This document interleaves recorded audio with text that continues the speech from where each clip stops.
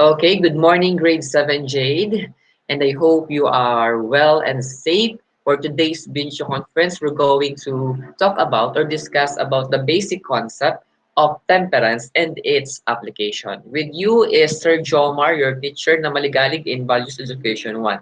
In this lesson, we have 4 lesson objectives. First is to define what is temperance.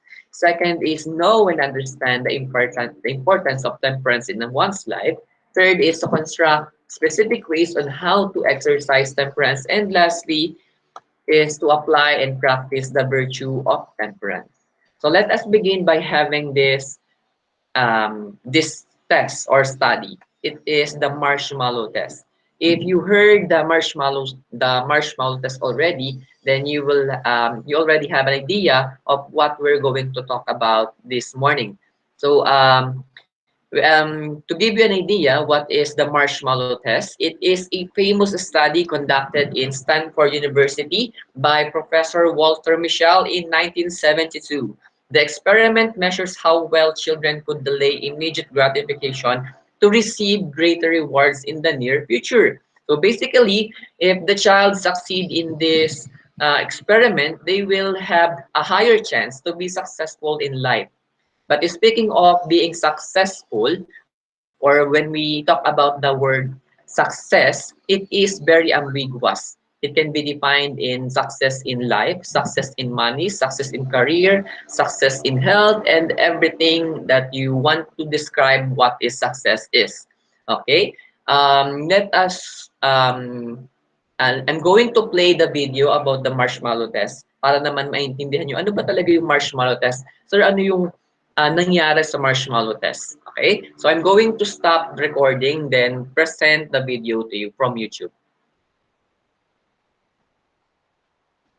Well, sorry for the poor audio quality. It may be this may be choppy, a little bit choppy in your side, but in the middle part, nagiging okay pa rin naman yung audio. So let me start presenting the marshmallow test. This video is very fun or very enjoyable to watch.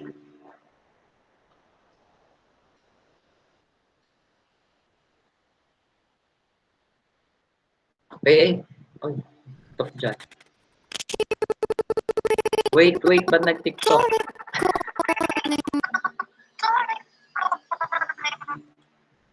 Ba't nag-TikTok? Ayan. Wait lang guys. Namali yata yung present doon. TikTok yung napalabas. Ba't kaya? Give me a few minutes. The marshmallow test. Okay.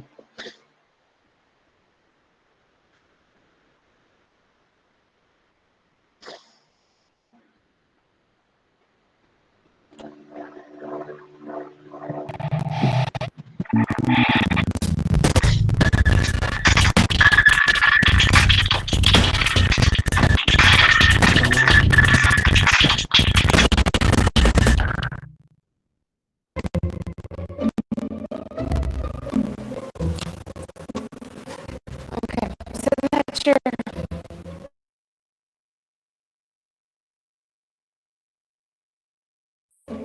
either wait, and I'll give you another one if you wait, or you can eat it now. When I come back, I'll give you another, so then you'll have two. But stay in here and stay in the chair till I come back, okay? All right.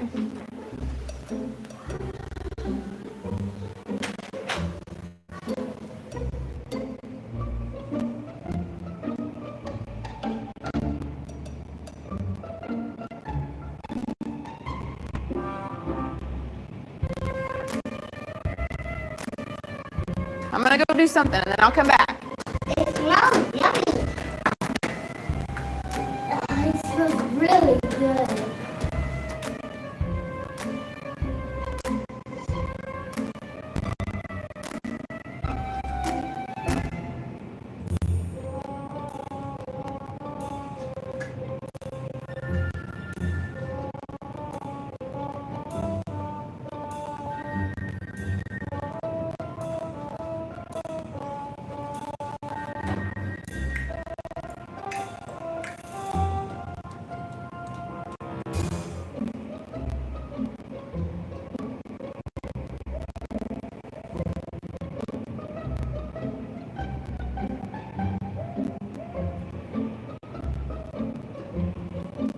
So it's up to you. You can have it now or you can wait.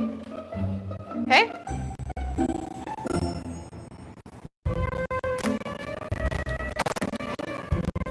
I'll be back. Stay in the chair, okay?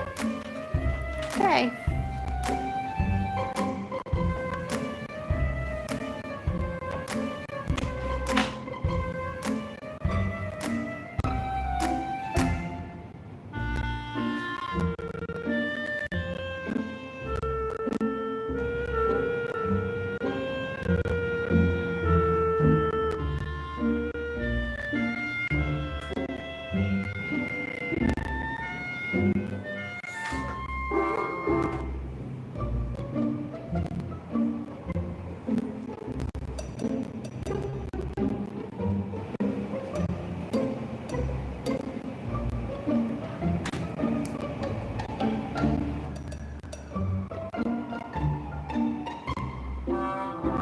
All right, so I'm gonna leave and then I'll come back, okay? So you can either eat it right now or you can wait. Either way, okay? Okay.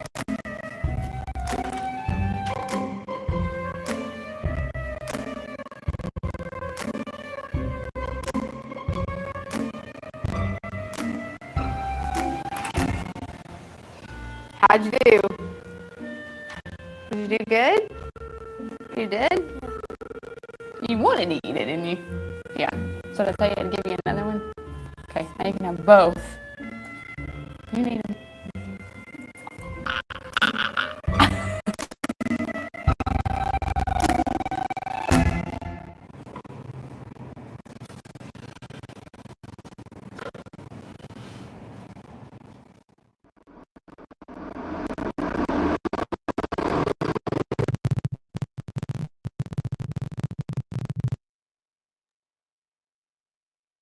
The video, and somehow that video entertains me, and I hope you do also. Um, Based from the video that shown earlier, that is the marshmallow test. The the waiting time of the children for them to the waiting time is 10 minutes, 10 to 15 minutes. So the initial instruction was, don't eat the marshmallow until I come back. So kapag bumalik siya doon, may makakatanggap, kapag dumating siya nang hindi pa niya kinakain yung marshmallow, makaka-receive siya ng isa pang marshmallow. And that is the marshmallow test is a long-term study in Stanford University.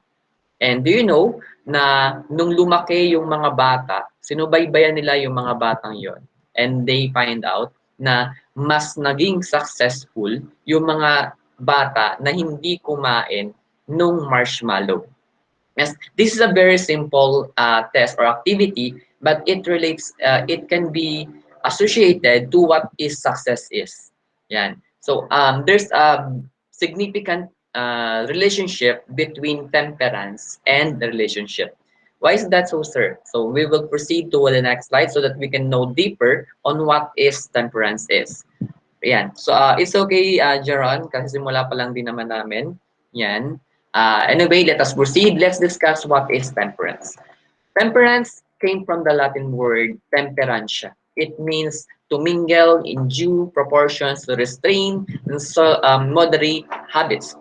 Um, Temperance is also associated to self-regulation and self-control. So it is very important for us to manifest and apply temperance in our daily life, because this can help us in our future work or future studies, and also in our profession, to be a successful person. Another thing, temperance is a cardinal virtue. So we already in the third cardinal virtue, we already discussed about prudence, about justice, and the next is temperance. For the fourth quarter, we'll be discussing about fortitude. Okay? Yan.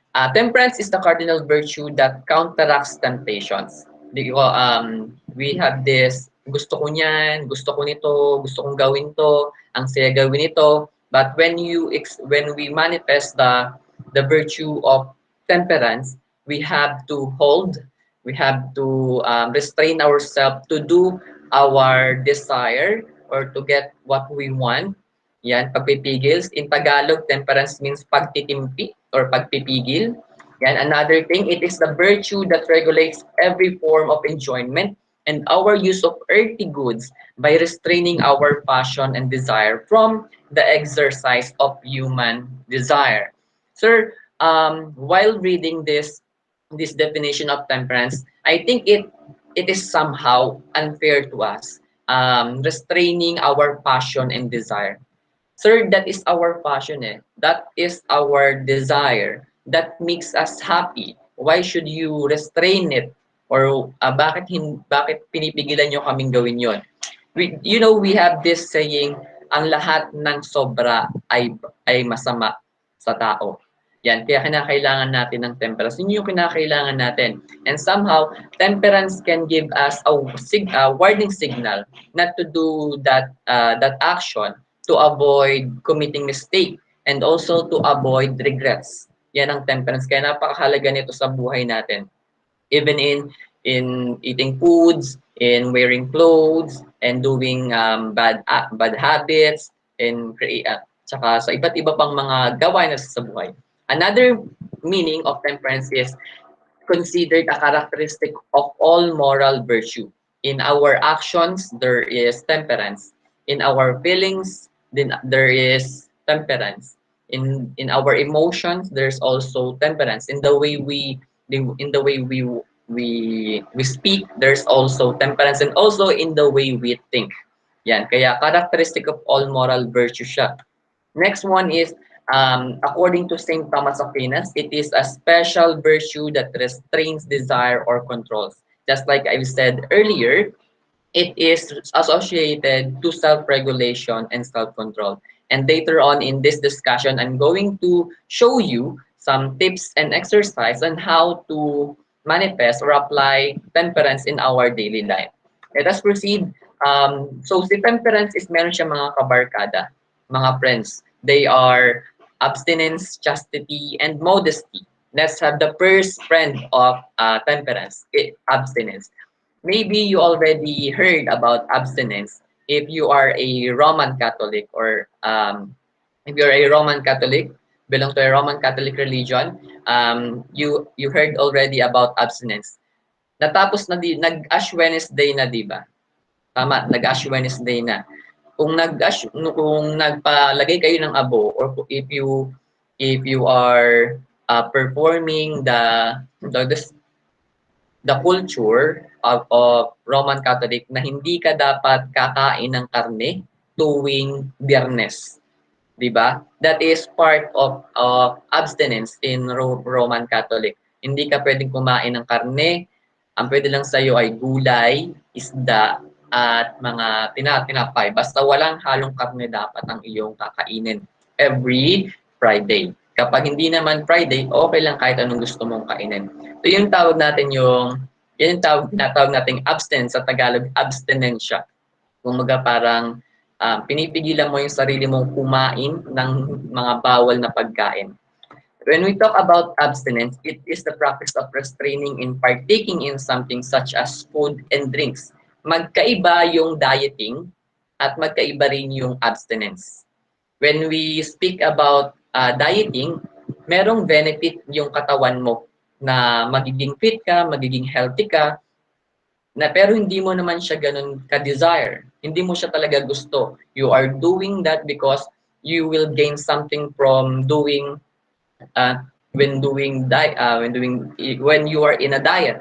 Pero kapag sinabi natin kasing abstinence, for instance, you really want to buy or you want to eat burger, you want to buy milk tea, fries, burger, yung mga gusto mo, pero you are restraining yourself to eat those kind of food or drinks to satisfy your desire and to restrict your pleasure, or pinipigilan mo yung pleasure mo sa isang bagay. Yun yung tinatawag nating abstinence. Hindi ka nag-gain from restraining yourself to food and drinks. That is abstinence. Okay?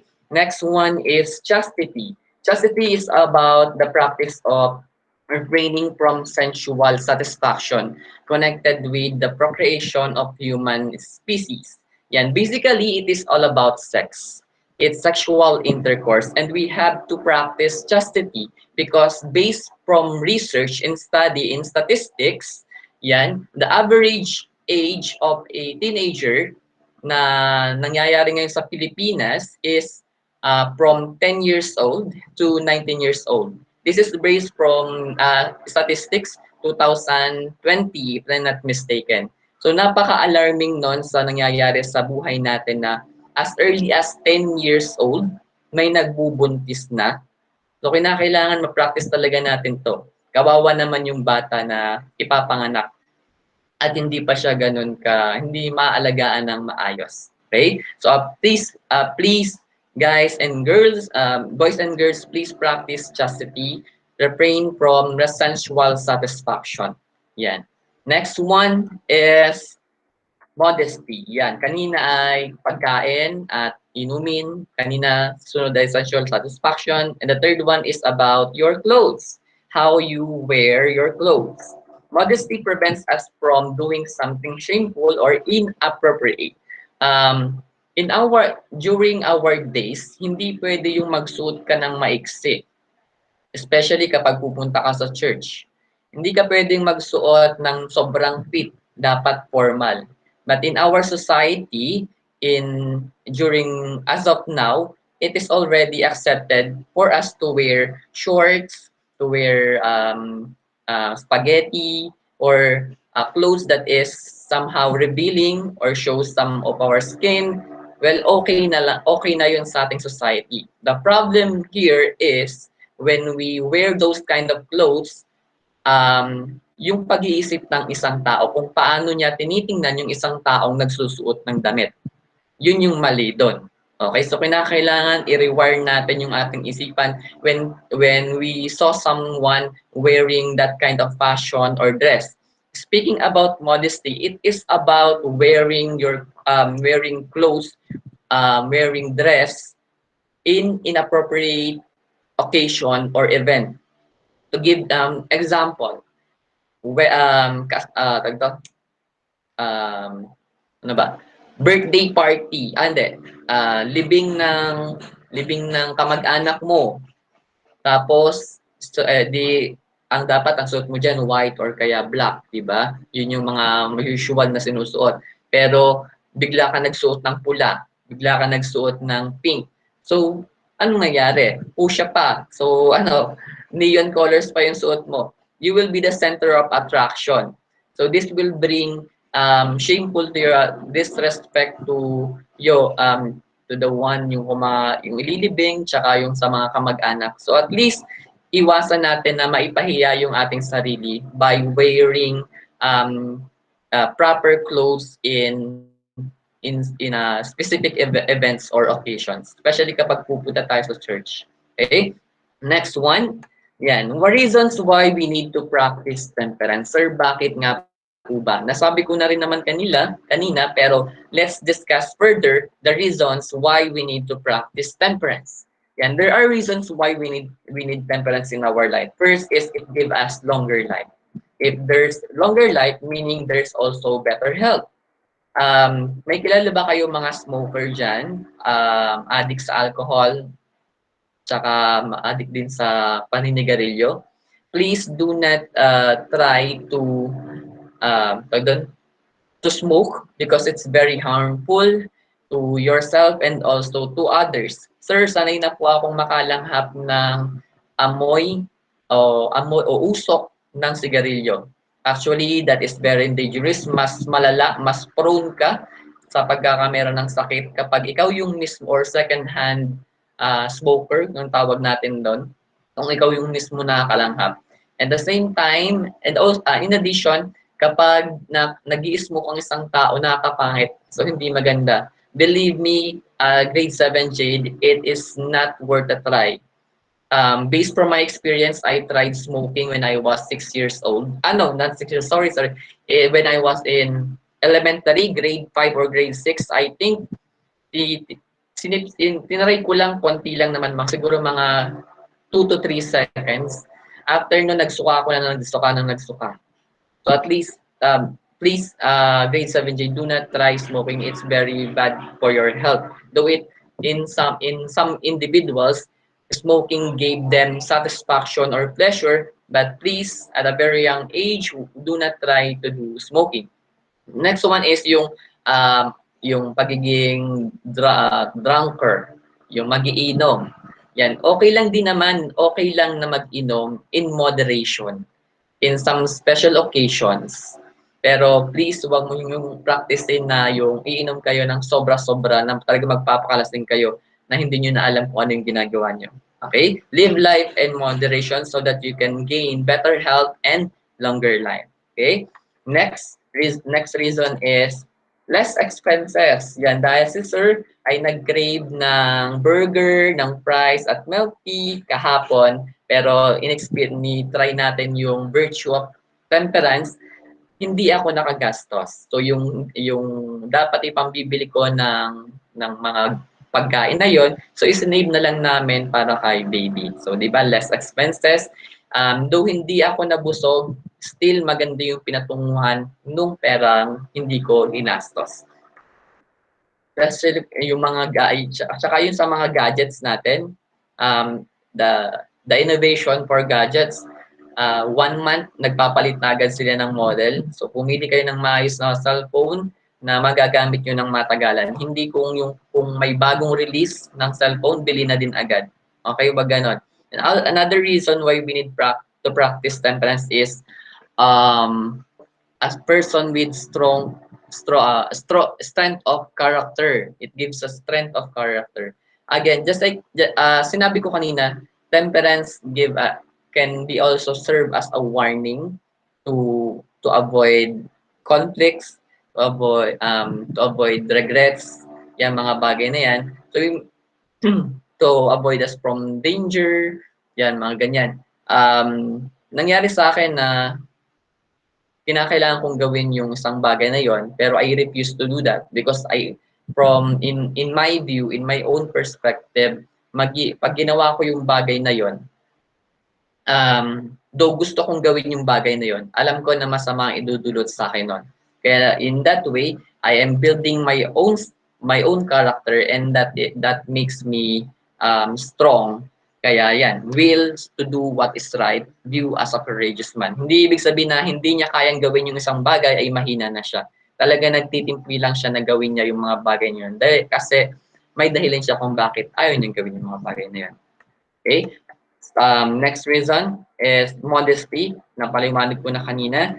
Second is good role modeling. Yan. As a student, as a PSI scholar, no pressure, guys. You have to set an example for others to balance your leisure activities with your academic responsibilities. Sir, big word po yung academic responsibilities. Yan, sir, okay lang din naman na bigyan nyo ng reward yung sarili nyo. Yan, mag-unwind kayo, maglaro kayo, magbasa kayo, manood kayo ng movies, pero at least you can prioritize your studies without depriving yourself for fun. I-balance nyo lang yan ng mabuti. Serve as a good role model, give advices to your fellow scholars. And how does one exercise temperance? So we have 3, surrender self-righteousness. Huwag niyong isipin na lagi kayong tama. Again, there's always someone better than you.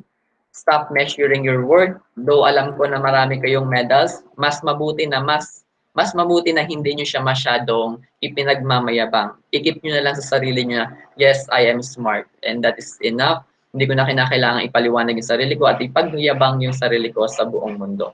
Next is give up being a star. We have our own life. So, wag masyadong pabida-bida. Take a clear bird's eye view of the situation at tingnan mo kung nasan ka doon. Yan. 7 tips in mastering self-control. We only have 5 minutes before we end our video conference. Permission to extend few minutes, grade 7 Jade, for this 7 tips of mastering self-control. So in advance, thank you for the extension. So we have 7 tips in mastering self-control. And to give us further definition or explanation, or understanding about the 7 tips in mastering self-control, we're going to watch a video for 10 minutes. Okay? I'm going to stop sharing now and present to you the video.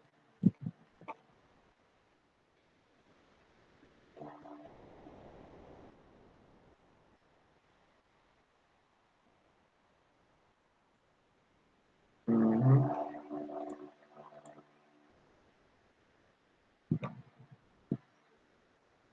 Yan,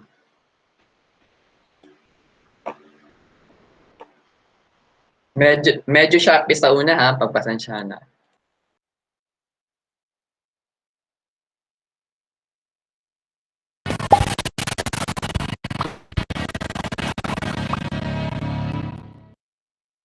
Hey everyone, and welcome to Top Think. Today we're going to learn about the 7 secrets of mastering self-control. Now let's begin. Number 1, manual habits. Forming good habits is a grueling process. If you're trying to exercise regularly, well, there will be times when you want to skip the gym and just eat junk food. You'll find that you're especially vulnerable to temptation within the first 2 months. For a lasting habit to form, it normally takes about 66 days of hard work. This window gives your body and brain the time to get accustomed to new behaviors. As long as you're consistent, new habits will start to feel unconscious and automatic by the end. But before that happens, you have to survive any new habit's growing pains. You can't cut yourself too much slack. You can't let yourself cheat or talk yourself out of it. We've all had lazy days where these terrible judgment calls seem like a great idea, but they never are. So what can you do to make this process easier? Well, the simple answer is force it. Grit your teeth and try your best to smile through the pain. This arduous process is an essential part of habit formation. Your body will resist you. Old habits will lead you astray. It won't always feel fun or natural, but you have to keep pushing. The more consistent you are, the faster your habits will form. Number 2, daily monitoring. No matter what you're trying to accomplish, monitoring your behavior is a great way to keep yourself on the right path. Think of it like a to-do list. Doesn't it feel great to look back and see all your goals crossed out? Monitoring works the same way, but instead of crossing things off, you're filling them in.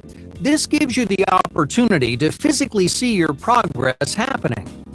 Calorie counters are probably the most popular example of monitoring. These programs let you keep track of the total calories that you consume each day. If you're making progress, these low totals will leave you feeling happy and confident. You'll be even more motivated to find the same success day after day. On the other hand, if you're not making progress, monitoring reminds you of what you're doing wrong. It's easy to simply ignore a bad habit. Out of sight, out of mind, right? But when it's laid out on paper, you can't pretend it didn't happen. Daily monitoring ensures that those mess-ups don't just slip through the cracks. Number 3, managing anticipation. Why is it so hard to resist buying the next big thing? How do you stop yourself from doing things you know you shouldn't? We struggle to control vices like overspending because of something psychologists call anticipatory joy. Imagine you see a commercial for the next generation phone. Oh, you love all the new features and suddenly start imagining what your life would be like if you had one. You can finally take amazing pictures like you see online. You could organize your whole life with the touch of a button. You subconsciously imagine extravagant vacations, memorable experiences, and lasting friendships. You get so excited about the limitless possibilities that you forget one important thing. It's just a phone. Anticipatory joy is a trick your brain plays on itself. When you want something, your brain doesn't always think rationally. The idea of improving your life stimulates the release of feel-good hormones. They reward anticipation and emotion, but make it harder for you to think through your decisions. So once you start imagining happiness, your brain blindly fills in the gaps with friendship and fun. Most of the time, you're not actually excited about whatever it is you want to buy. You're excited about the lifestyle you imagine comes with it. So what happens after you buy the phone? Obviously, your life doesn't suddenly change. You might find yourself feeling disappointed. You got so excited about that perfect mental image, but now that you're here, you realize how unrealistic your expectations were. You might feel frustration or regret, so you search for something else to make you happy. Before you know it, you're trapped in the same deceptive vortex of anticipation and disappointment. To clarify, anticipatory joy affects more than just your spending habits. You get the same feeling when you ditch work to go to a concert, or take a random road trip thinking it'll be some life-changing journey. Your emotions convince you that it's worth it to be reckless and out of control. They sell you a vision of your future that unfortunately will never come true. If you let your expectations get the best of you, you'll end up jumping from one letdown to the next. So how do you keep your imagination under control? Anticipatory joy isn't actually a bad thing. You're just aiming it the wrong way. Instead of getting excited about the material things you want, concentrate on the person you want to be. Start anticipating what your life will look like when you accomplish your goals. That way, you're excited about something that will actually make you happy. Number 4, patterned living. To master self-control, you need to look at your habits a little differently. Less disciplined people tend to use an act mindset. In other words, they view their individual actions as isolated incidents. Let's say you're trying to be more productive. You might think there's nothing wrong with procrastinating one time, but it's never just once, is it? Whether you realize it or not, cheating tonight encourages you to cheat tomorrow. You're rewarding your brain for breaking the rules. So by giving yourself a free pass, you're letting those bad habits sneak back in. This is why people with more self-discipline use a pattern mindset. Imagine each action as one little part of a huge line of dominoes. Knocking just one down would mean you're ruining the whole thing. While habit formation isn't quite as dramatic, everything you do, good or bad, is connected somehow. The simple truth is, stronger patterns make stronger people. Number 5, calculated distractions. Self-control isn't about removing all distractions from your life. Having no distractions can be as bad as having too many. There are very few people in the world that can actually live that kind of lifestyle. Even though some distractions destroy productivity, others can play an important role. They relieve stress and give you a chance to recharge. A distraction may even inspire you or help you see things differently. Breaks and distractions will build your self-control by avoiding frustration and fatigue. But there's a right and a wrong way to get distracted. Let's start with the wrong way. Distractions are meant to be short and sweet. They shouldn't take up hours of your time or create more stress than they take away. The point is to give your mind a quick breather, not to take it out of the game entirely. A calculated distraction should bring you a short burst of happiness. Its main job is to improve your mood and refresh your mind. That's why music, crafts, and snacks are 3 of the best ways to distract your brain. Music lifts your spirits and motivates you to keep pushing. Crafts like drawing and journaling give your brain some much-needed creative freedom. Finally, snacks give you a boost of energy, and they just taste good. Like any muscle in your body, your brain can't perform without a little rest and relaxation. So use these calculated distractions to make sure you're recharging the right way. Number 6, voiding temptations.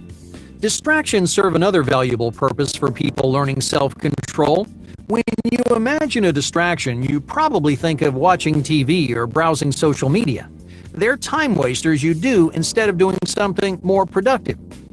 But this isn't the only type of distraction out there. A study from Columbia University found that distractions could be powerful tools to keep you from making mistakes. In this famous study, researchers gave marshmallows to a group of 4-year-olds. To test their self-control, they told each child not to eat the marshmallow, no matter how badly they wanted to. As you might have guessed, plenty of the kids didn't listen. But the ones who did stayed disciplined by distracting themselves. They sang or played games to get the marshmallow off their mind. And you know what? It worked. You can do the same thing to avoid falling back into bad habits. Whether it's cheating on your diet or spending too much money, distractions can stop you from giving in to temptation. Every time you feel like breaking, force your brain to think about something new. But don't just stare at your phone or binge another show on Netflix. You need distractors that make you feel fulfilled and motivated. You can read a book, listen to a podcast, or just go do some chores. The point is to associate self-control with something that makes you feel better about yourself. When you do hit a rough patch, this is an easy and effective way to get through without sacrificing the progress you've made. As time goes on, you'll need to distract yourself less and less. Eventually, those bad habits won't even cross your mind. Number 7. Productive forgiveness. We've talked a lot about preventing mess-ups and avoiding temptations, but sometimes we just make bad decisions. You might skip a day, break your diet, or slip back into old habits. So, what do you do then? You start by forgiving yourself. One mistake can hurt your progress, but it doesn't mean you can't come back. You shouldn't fall into a downward spiral and throw away all of your hard work. Even if you take one step backwards, you can always start moving forward again. The longer you wait to confront your mistakes, the harder it is to recover from them. Forgive yourself right away without letting yourself off the hook.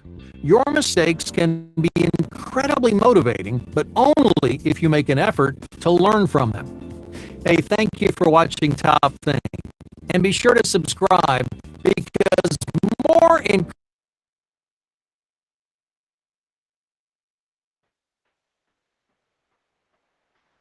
Alright, grade 7J, that ends the video. I hope you learned a lot from our video conference this morning.